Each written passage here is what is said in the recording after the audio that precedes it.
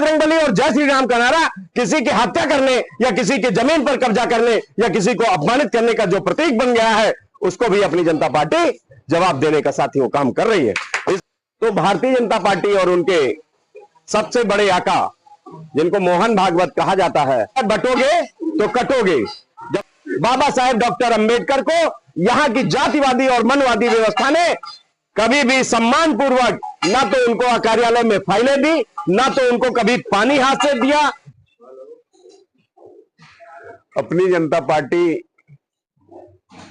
जिला कार्यालय और ये मुजफ्फरनगर की धरती और आप सबका मैं सादर अभिवादन करते हुए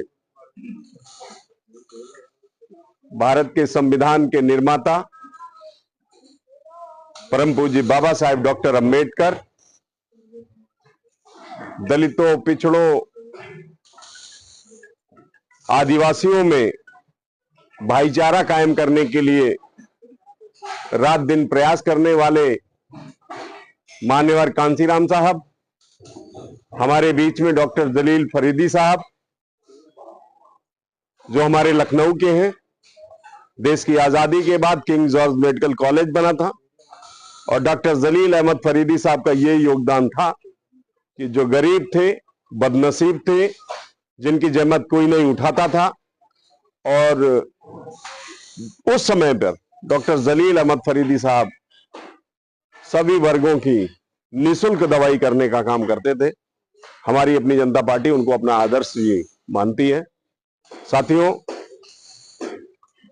आज इस जिले के हमारे सम्मानित जिलाध्यक्ष जी, हमारे बीच में उपस्थित अपनी जनता पार्टी के प्रदेश महासचिव कर्मठ संघर्षशील भाई आदरणीय शिव कुमार शिवा जी, आदरणीय भाई अलवी साहब, और अभी अभी मुझे जानकारी मिली कि हमारे चौधरी साहब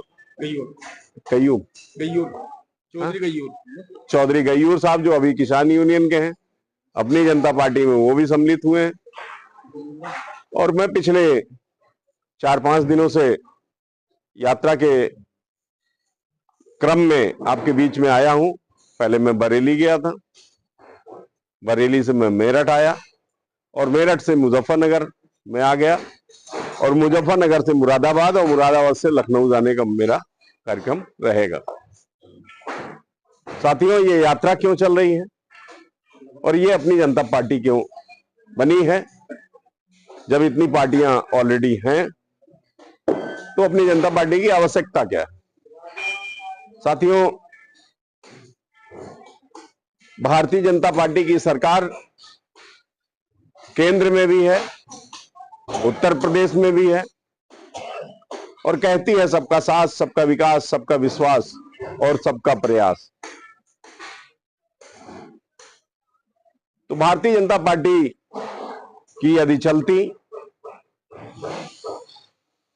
और भारतीय जनता पार्टी जिन्हें अपना आदर्श मानती है, भारतीय जनता पार्टी जिनको आदर्श मान करके लोगों के कल्याण की योजनाएं बनाती है, भारतीय जनता पार्टी सरकार और भारतीय जनता पार्टी सरकार के जजेस तक में जिस तरीके से जाति के आधार पर, धर्म के आधार पर, क्षेत्र के आधार पर नफरत पैदा की जा रही है, तो शायद अपनी जनता पार्टी की कोई आवश्यकता नहीं पड़ती। साथियों, मुझे गर्व है, मुझे अहम है इस बात का कि देश में एकमात्र एक नेता हैं माननीय स्वामी प्रसाद मौर्य जी, जो संविधान सम्मत बातें रखते हैं। और जब वो संविधान सम्मत बातें रखते हैं तो भारतीय जनता पार्टी और उनके सबसे बड़े आका, जिनको मोहन भागवत कहा जाता है, उनको सामने आना पड़ता है और उनको कहना पड़ता है कि इस देश में जो जाति बनाई है वो भगवान ने नहीं, वो पंडितों ने बनाई। साथियों, जाति पर वो बयान देते हैं। देश का प्रधानमंत्री भारत से बाहर जब जाता है, चाहे वो चीन हो, जापान हो, थाईलैंड हो, बर्मा हो, म्यांमार हो और रसिया हो और तमाम कोरिया हो, साउथ कोरिया और तमाम ऐसे विश्व के देशों में जब प्रधानमंत्री जाता है तो मुझे गर्व है इस बात को कहने में कि वो कहता है भारत बुद्ध भूमि है और बुद्ध शांति का प्रतीक है, और बुद्ध की धरती से जो आता है व्यक्ति वो युद्ध नहीं शांति लेकर आता है। लेकिन वही प्रधानमंत्री जब भारत में आता है तो वो राम के नाम पर दुहाई देता है, समाज को मनु के आधार पर बनाई गई मनुस्मृति के आधार पर समाज में वर्ण व्यवस्था जात व्यवस्था के आधार पर लोगों को बांटने का काम करता है। साथियों, आप सबको मालूम होगा जब माननीय स्वामी प्रसाद मौर्य जी अपनी बातें रखते हैं, उत्तर प्रदेश का मुख्यमंत्री जो गेरुआ वस्त्र पहने हुए है वो मजबूर हो जाता है, कहता है बटोगे तो कटोगे। जब लेकिन उसके सामने सवाल उत्पन्न करते हैं माननीय स्वामी प्रसाद मौर्य जी, कहते हैं कि भाई 6743 जातियों में बांटने वाला कोई और नहीं है, हिंदू समाज को जिसको तुम हिंदू कहते हो उसको बांटने वाला कोई और नहीं है, वो मनु है। और जो इस मनु ने समाज को बांटा है, जिसने आपस में भाईचारा खत्म किया है, जिसने समाज के अंदर एक दूसरे को नीच और ऊंच बनाया है, वो कोई और नहीं है, वो तुम्हारा मनु है। और उस मनु के आधार पर जो हिंदू धर्म है, हिंदू धर्म का मतलब है वर्ण व्यवस्था, और वर्ण व्यवस्था का मतलब है जाति व्यवस्था, और जाति व्यवस्था का मतलब है शोषण व्यवस्था। और यदि ये शोषण व्यवस्था है तो उसी का परिणाम है साथियों कि विश्व के छठे विद्वान बाबा साहेब डॉक्टर अंबेडकर को यहां की जातिवादी और मनवादी व्यवस्था ने कभी भी सम्मान पूर्वक ना तो उनको कार्यालय में फाइलें दी, ना तो उनको कभी पानी हाथ से दिया, ना उनके साथ उठना बैठना किया, ना उनके साथ मतलब बातचीत की, मतलब उनको अपमानित करने का ही काम किया। साथियों, इस अपमान को झेलने के बाद बाबा साहेब डॉक्टर अंबेडकर को जब संविधान लिखने का मौका मिला तो उन्होंने सबको सम्मान देने का काम किया। लेकिन साथियों आप स्वयं चिंतन करो, विचार करो और पूछो अपने पूर्वजों से, इतिहास को देखो, पढ़ो, तो आपको यह लगेगा कि अगर परम पूज्य बाबा साहेब डॉक्टर अंबेडकर हिंदू छोड़ते तो वो भी आपकी तरह इस्लाम को कबूल कर सकते थे। परम पूज्य बाबा साहेब डॉक्टर अंबेडकर की तरह जो आदिवासियों ने, जो आदिवासी समाज के लोग हैं, जो उड़ीसा में हैं, समुद्र के किनारे हैं, जिन्होंने ईसाइयत को स्वीकार किया है, वो भी इस देश की वर्णवादी मनवादी व्यवस्था के शिकार लोग हैं।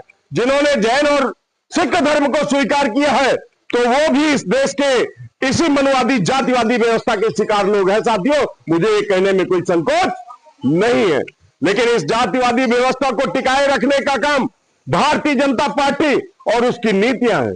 वीर सावरकर ने भारत में 1922 में हिंदू महासभा का गठन किया था। 1947 आते आते भारत के दो टुकड़े हुए थे, लेकिन उस बात को कह करके, उस बात को कहने के लिए भारतीय जनता पार्टी और उनकी सरकार तैयार नहीं है। वीर सावरकर को वो देश का मसीहा बताते हैं, लेकिन वही वीर सावरकर अंग्रेजों की पेंशन पे जीवित था। ऐसे वीर सावरकर को जवाब देने के लिए आज दलित, पिछड़े, आदिवासी, वंचित, शोषित समाज के लोगों को इकट्ठा करने का काम अब स्वामी प्रसाद मौर्य और अपनी जनता पार्टी कर रही है। साथियों, ये काम मेरे अकेले का नहीं है, ये काम गांव तक जाएगा, ये जमीन तक जाएगा। आप देखिए, भारतीय जनता पार्टी ने संविधान प्रदत्त आरक्षण को खत्म कर दिया, निजीकरण के माध्यम से नौकरियों को खत्म कर दिया। गरीब के बेटों को जो सफाई करते थे उनको जो सफाई कर्मी की नौकरी मिलती थी, जो बेलदार की नौकरी मिलती थी, खरासी की नौकरी मिलती थी, जो वार्ड बॉय की नौकरी मिलती थी, कहने का मतलब समूह गांव और घा की जो नौकरियां मिलती थी वो निजीकरण के माध्यम से खत्म हो गई। आज यही नौकरियां आउटसोर्स से आती हैं, और जब वो आउटसोर्स से आती हैं तो उनका वेतनमान 8,000 10,000 होता है। लेकिन ये गरीबों के घर में जो नौकरियां आती थी तो उनका बेटा भी डॉक्टर, इंजीनियर, IAS IPS बनता था। साथियों, आप स्वयं चिंतन विचार करो, जब श्री अखिलेश यादव जी उत्तर प्रदेश के मुख्यमंत्री थे तो उनको, वो तो कहते हैं कि पिछड़ों के सबसे बड़ा हिमायती है, सबसे बड़ी पार्टी पिछड़ों की थी, तो उन्होंने क्यों नहीं सफाई कर्मी को प्रोन्नत किया? पिछड़ी जाति के सफाई कर्मी का क्यों नहीं प्रोन्नत किया? बाबू क्लर्क चपरासी को जो सिपाही था उसको दरोगा क्यों नहीं बनाया? हमने तो नहीं रोका था कि पिछड़ी जातियों को प्रोन्नत में आरक्षण न मिले, लेकिन उन्होंने पिछड़ी जातियों को, जिसके वो मसीहा बनते थे, उसको तो आरक्षण दिया नहीं, और जिनको अनुसूचित जातियों को मिल रहा था उनका भी आरक्षण समाप्त करने का काम किया। साथियों, ये समस्या हर व्यक्ति की है और ये समस्या हर स्तर पे है, क्योंकि आने वाले 10-20 साल में अभी जो जजमेंट आया बहराइच कांड में, उसमें मनुस्मृति के श्लोक का वो है। अभी जब आपने देखा फतेहपुर में मजार पर हमला हुआ, तो ये लोग जय बजरंगबली और जय श्री राम का नारा लगा रहे। कहने का मतलब जय बजरंगबली और जय श्री राम का नारा किसी की हत्या करने या किसी के जमीन पर कब्जा करने या किसी को अपमानित करने का जो प्रतीक बन गया है, उसको भी अपनी जनता पार्टी जवाब देने का साथियों काम कर रही है। इसलिए भी मैं चाहूंगा सहारनपुर, मुजफ्फरनगर, शामली और पश्चिम के इन जनपदों में माननीय स्वामी प्रसाद मौर्य जी के नेतृत्व में संविधान सम्मान व जनहित हुंकार यात्रा आनी है। आप लोग उसकी रचना बनाएं, योजना बनाएं, और संविधान रहेगा तो हम सबके अधिकार सुरक्षित रहेंगे, हिंदू मुस्लिम सिख ईसाई का भाईचारा रहेगा, और जब ये भाईचारा, जब हम लोग सशक्त हो जाएंगे और भाईचारा तोड़ने वाले लोगों को इस उत्तर प्रदेश और देश की सरकार से उखाड़ कर जब फेंक देंगे, तो साथियों आपके भी बेटों और बेटियों और आपके परिवार में भी सरकारी नौकरियां और आपको भी इज्जत सम्मान से जीने का अवसर मिलेगा। इसी के साथ मैं अपनी वाणी को विराम दूंगा। जय भीम, जय संविधान, जय भारत।